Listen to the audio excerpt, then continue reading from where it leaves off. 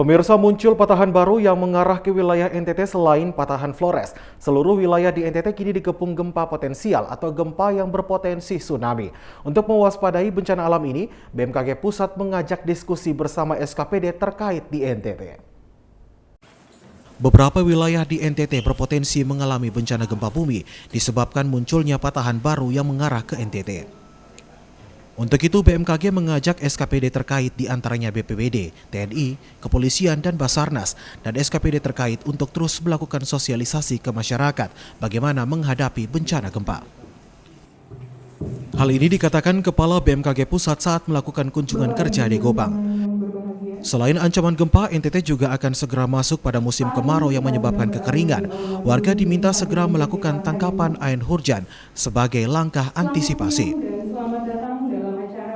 Selama ini gempa di NTT hanya terjadi karena patahan Flores, namun kini ada patahan baru yang mengarah ke NTT, sehingga wilayah ini sudah dikepung gempa potensial. Untuk itu warga harus lebih waspada, terutama yang berada di wilayah pesisir pantai dan pinggiran sungai.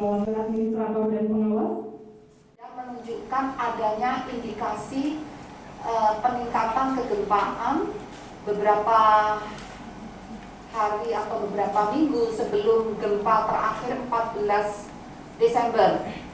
Nah, di situ terlihat ada peningkatan kegempaan.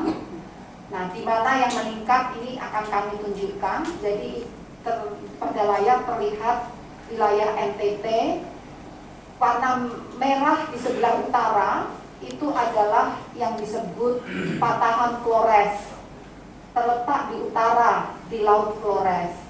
Nah, patahan inilah yang selama ini aktif terjadi gempa-gempa baik yang tidak dirasakan oleh manusia ataupun yang dirasakan. Teman-teman BMKG, Pak Rahmat dan kawan-kawan mendeteksi adanya patahan baru yang bukan patahan Flores.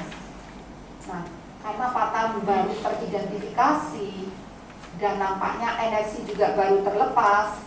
Nah, patahan baru inilah yang dikhawatirkan akan juga meningkatkan potensi kegempaannya. Jadi akan mengalami gempa-gempa. Dalam riset yang dilakukan tim BMKG pada bulan Desember lalu, patahan baru ini dapat mengakibatkan gempa berpotensi tsunami.